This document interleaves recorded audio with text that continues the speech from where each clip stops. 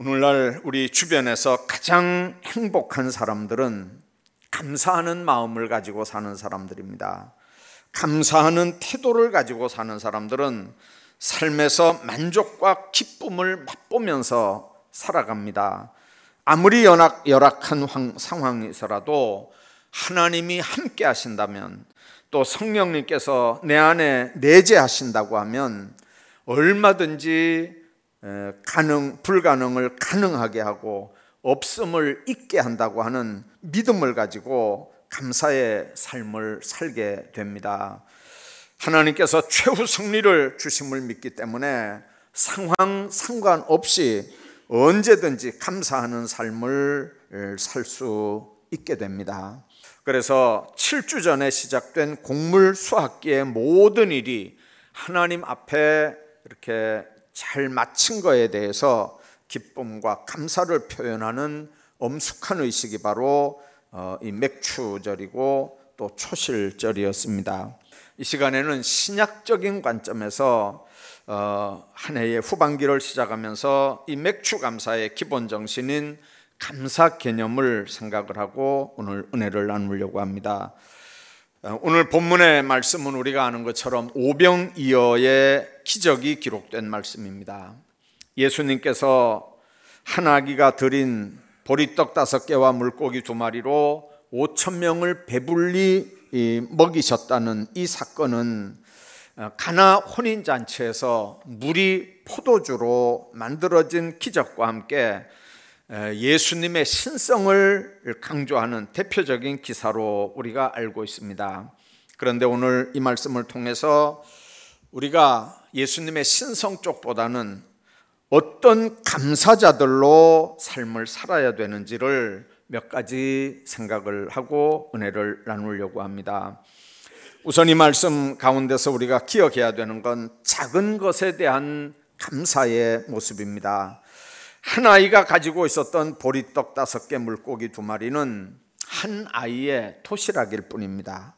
여자와 아이 외에 5,000명을 먹였다고 그랬는데 그 사람들에게 얼마나 작은 것이겠습니까? 예수님은 한 아이가 드린 이 작은 것을 축사를 하십니다. 11절 말씀은 예수님께서 떡을 가져 축사하신 후에 앉아있는 자들에게 나눠주시고 물고기도 그렇게 그들의 원대로 주시니라, 그렇게 말씀합니다. 예수님은 한 아이가 드린 작은 것을 큰 것처럼, 적은 것을 많은 것처럼 그렇게 놀라운 기적을 행하셨습니다. 어떻게 그렇게 하셨습니까? 우선 예수님께서는 한 아이가 드린 이 작은 것을 손에 꼭 잡으셨습니다. 예수님께서 떡을 가져라고 말씀할 때 그 가진다고 하는 헬라어가 손 안에 넣어서 꽉 움켜잡는다, 꽉 붙잡는다, 그런 의미입니다.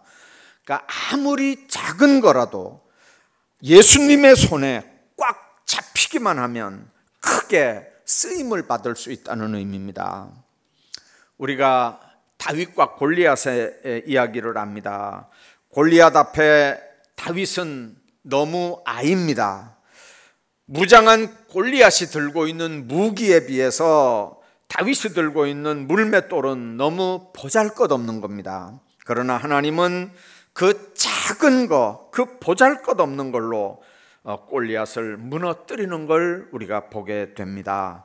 우리가 아무리 작은 것 같아도 주님 손에 붙잡히기만 하면 놀라운 도구가 될 수 있다는 걸 믿으시길 바랍니다.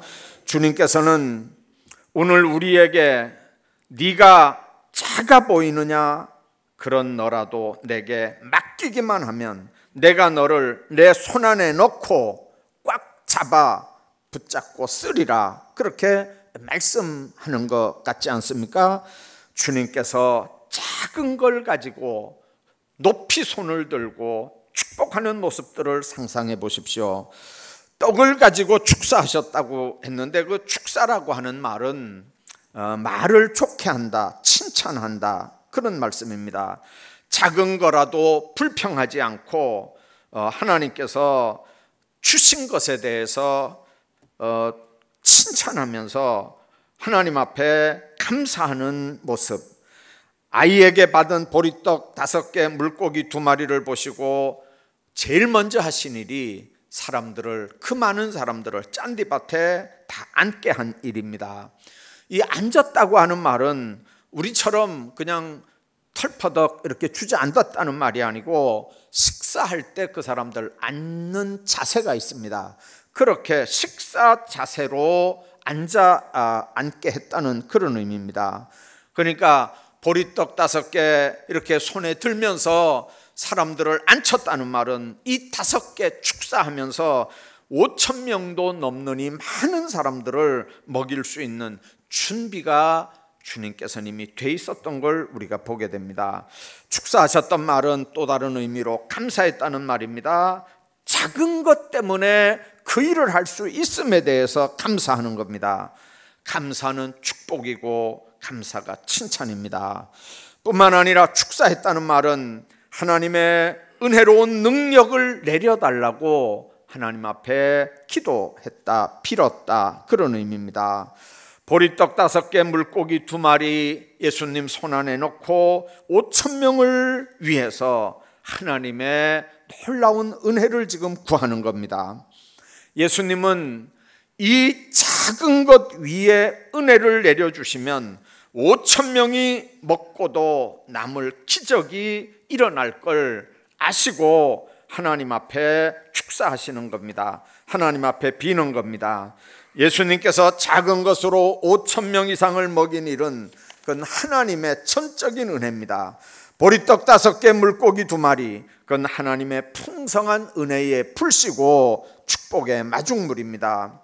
이제 우리들도 작은 것이라도 감사하면서 주님이 기뻐 받으시는, 주님은 우리에게 하나님의 놀라운 은혜를 경험시킨다고 하는 믿음을 가지시고 작은 것이라도 감사하는 삶을 사시기를 바랍니다.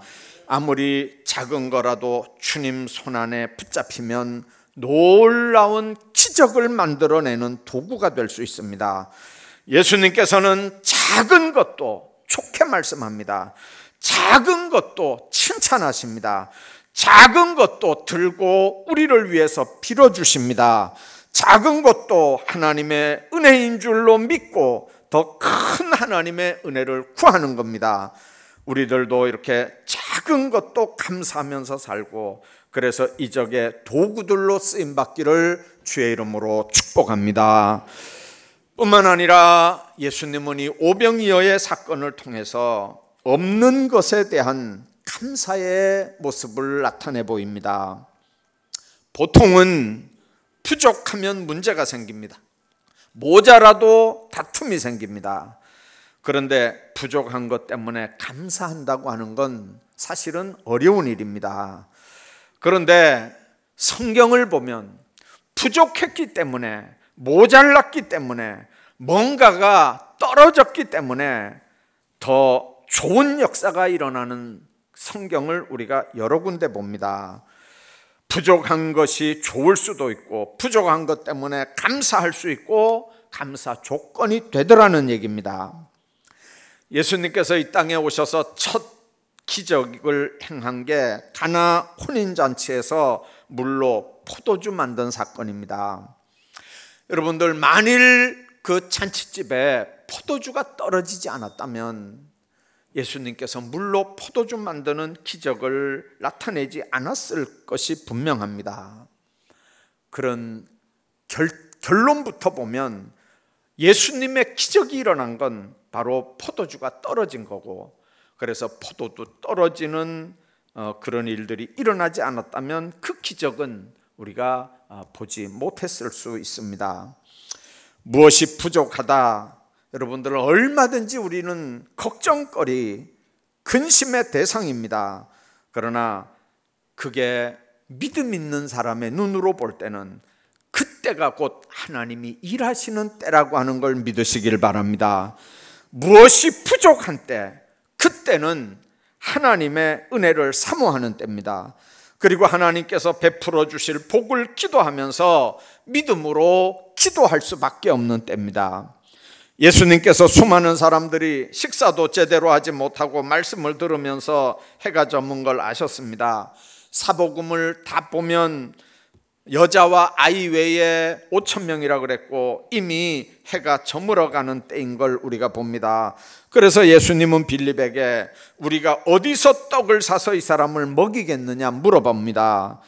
그때 빌립은 각 사람으로 조금씩 받게 할지라도 200데나리온의 떡이 부족합니다. 그렇게 얘기합니다. 빌립에게는 지금 뭐가 문제입니까? 돈이 문제입니다. 200데나리온이 어디서 갑자기 생기는 겁니까? 또 200데나리온이 혹 있다 할지라도 5,000명 이상을 먹일 수 있는 떡은 어디서 갑자기 준비할 수 있는 겁니까? 여러분들, 지금 우리가 돈이 예를 들어서 500만 원이 대번에 지금 있다고 합시다. 여러분들 5,000명을 동시에 먹일 수 있는 빵을 순식간에 어디서 어느 빵집에서 여러분들이 구하겠습니까? 그러니까 빌립 입장에서 보면 첫 번째는 돈 문제입니다. 두 번째는 그 돈이 있다 해도 어디서 그 빵을 이 사람들이 먹을 걸 구하느냐고 하는 겁니다. 돈도 없고 빵도 없습니다. 근데 예수님은 어디서 떡을 사서 이 사람들에게 먹이겠느냐고 빌립에게 지금 물어보는 겁니다. 여러분들, 그 순간에 빌립이 무슨 대답을 할 수 있겠습니까? 더더군다나 빌립이 예수님 앞에 그 상황에 감사할 수 있겠습니까? 과연 아무것도 없는, 아무것도 할 수 없는 그런 순간에 여러분들 없어도 감사할 수 있겠느냐 그 말입니다. 어떻게 없어도 감사할 수 있겠습니까? 근데 빌립은 경험으로 그것을 압니다. 왜 그러냐면 그런 상황이라도 예수님을 쳐다보면 되는 거거든요. 예수님을 바라보면 문제가 해결되는 걸 압니다. 예수님을 의지하면, 예수님을 믿으면 되는 걸 빌립은 이미 경험해보고 아는 겁니다.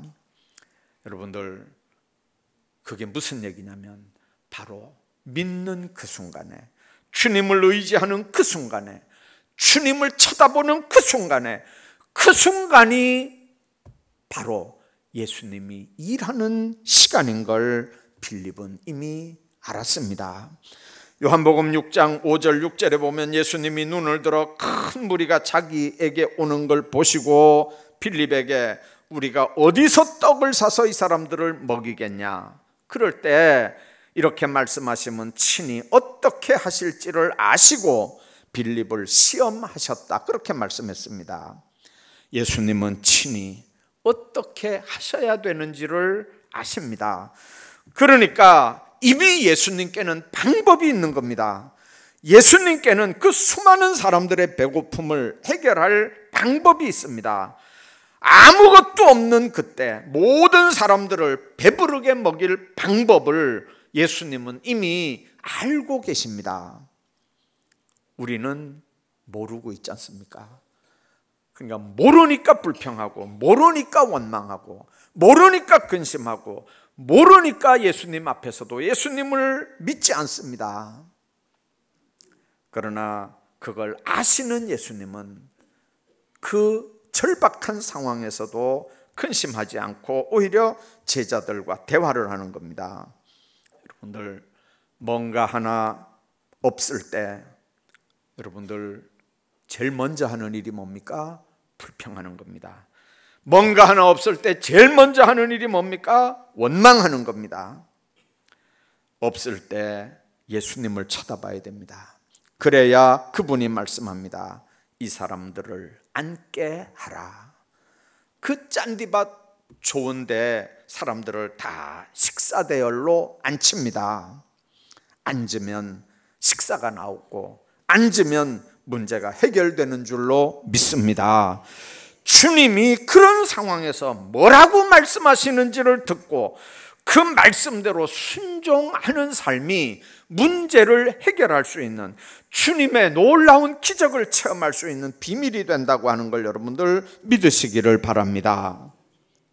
사실 우리 삶에 무엇이 풍성할 때는 예수님이 잘 안 보입니다. 풍성할 때는 하나님도 잘 안 보입니다. 그분 말씀도 잘 들리질 않습니다. 그런데 그 좋던 것들이 다 없어지고 나면 그때는 하나님이 보입니다. 그때는 예수님도 보입니다. 그때는 하나님의 말씀도 들립니다. 그때는 부르짖어 기도도 하게 됩니다. 그게 우리 인생들입니다. 있을 땐 하나님 없어도 얼마든지 살 것 같다가 있었던 것들이 나에게서 떠나가고 없어질 때면 그때는 하나님이 보이는 건 여러분들 얼마나 야비한 인생들의 모습입니까? 만일 있을 때 감사하고 있을 때 하나님을 찬양하고 있을 때 주님과 통행하는 삶을 살면 안 됩니까? 얼마든지 주님이 우리와 함께 하시면서 우리와 통행하면서 우리 친구가 되면서 우리에게 가장 가까운 부분으로 우리와 동행하면서 우리와 교통하는 삶을 살면 받아 누리는 것, 그것 때문에 얼마나 더 크게 하나님 앞에 영광 돌릴 수 있는 축복의 삶이 되는데, 있을 때는 하나님이 안 보이다가 왜 없어야만 하나님이 보이고 하나님 앞에 기도하게 되느냐, 그 말입니다. 건강할 때 건강한 거 가지고 얼마든지 하나님 앞에 감사할 수 있는데, 먹고 살만할 때 얼마든지 그것 가지고 감사할 수 있는데, 하나님 주신 믿음, 그게 겨자씨만한 거라도 그 믿음 있을 때 얼마든지 하나님 앞에 맡겨주신 사명 감당할 수 있을 때 있어야 하는데, 그거 못하다가 건강 없어지고 물질 없어지고 지혜 총명 없어질 때 그때 하나님 앞에 하나님을 찾고 부르짖는 그 심보가 도대체 뭐냐는 거죠. 그게 우리 모두의 모습이 아닙니까? 요한복음 16장 23절에 주님 그렇게 말씀합니다. 내가 진실로 진실로 너희에게 이르노니 너희가 무엇이든지 아버지께 구하는 것을 내 이름으로 주시리라. 지금까지는 너희가 내 이름으로 아무것도 구하지 아니하였으나 구하라, 그리하면 받으리니 너희 기쁨이 충만하리라. 주님은 우리에게 구하라, 찾으라, 두드리라, 그러면 열리고 찾고 만나주신다고 분명 말씀하는데, 우리는 없다고 불평만 합니다. 원망하지 말아야 되고 실망하지도 말아야 되고 낙심하지도 말아야 되는데, 이게 다 불신앙의 표현들인데 감사로 표현되는 믿음의 생활의 중요성이 아무리 강조돼도 부족하지 않은데, 감사를 하는 대신 원망하고 불평하고 대적하는 삶을 삽니다. 감사를 습관으로 삼는 신앙은 우리로 하여금 우리가 얼마나 가지고 있는지를 통해서 우리 삶을 평가하는 잘못으로부터 우리를 믿음으로 지켜줍니다. 뭐 하나 있다 없어지면 없어진 것에 대해서도 감사하시기 바랍니다. 그 없어진 것 때문에 새옹지마처럼 새 것 하나 생길지 누가 합니까? 뭐 하나 없어져도 없는 것 때문에 감사하십시오. 안 좋아도 안 좋아진 것 때문에 감사하십시오. 길이 막혀도 길이 막혀진 그것 때문에 감사하십시오. 얼마나 더 좋은 것으로 채워지는지 모릅니다. 뿐만 아니라 여러분들 속에 있는 것들을 헤아리면서 감사할 수 있기를 바랍니다. 지금 예수님 앞에 적어도 5,000명 이상의 배고픈 사람들이 모여 있습니다. 예수님께서는 빌립에게 우리가 어디서 떡을 사서 이 사람들을 먹이겠느냐 그렇게 물어봅니다. 정말 예수님이 묻는 그대로 어디서 떡을 사서 이 사람들에게 먹여야 되느냐, 정말 어디서 떡을 구할 수 있겠느냐, 그래서 물어본 겁니까? 근데 빌립은 200데나리온의 떡이 있어도 모자르겠다 그렇게 얘기합니다. 그 순간에 안드레가 사람들 틈에서 한 아이가 가져온 보리떡 5개, 물고기 2마리를 들고 나옵니다. 그게 무슨 의미가 있는 걸까요? 여러분들 보리떡 5개, 여러분들 성지 갔다 오신 분 아시죠? 그 사람들 보리떡이라 그래봐야 우리 밀가루 반대기 비슷하게 생긴 그저 커봐야 손바닥 정도 이렇게 되는 그런 겁니다. 그런 거 5장이에요. 그리고 물고기 2마리입니다. 그냥 아이 점심 한 끼입니다. 아니 여러분들, 그 많은 사람들 앞에 안드레가 그걸 들고 나와서 예수님 앞에 주면 그걸 어떻게 하라는 말입니까? 그런데 안드레도 역시 그렇게 생각합니다. 이것이 이 많은 사람에게 얼마나 되겠습니까? 자기가 들고 나와도 자기 생각에도 그런 거예요. 이게 보리떡 5개, 물고기 2마리가 이 많은 사람들에게 이게 도대체 뭐냐 그 말이죠. 그런데 도움이 되지 못할 걸 알았지만 그러나 예수님은 달랐습니다. 그 아이가 별것 아닌 거 가지고 나온 것, 그걸 들고 축사를 하는 겁니다. 여러분들, 작은 걸 들고 하나님 앞에 감사하는 겁니다. 여러분들, 가장 작은 거, 그게 바로 기적을 일으키는 씨앗이 되는 겁니다. 축복을 가져오는 마중물이 되는 겁니다.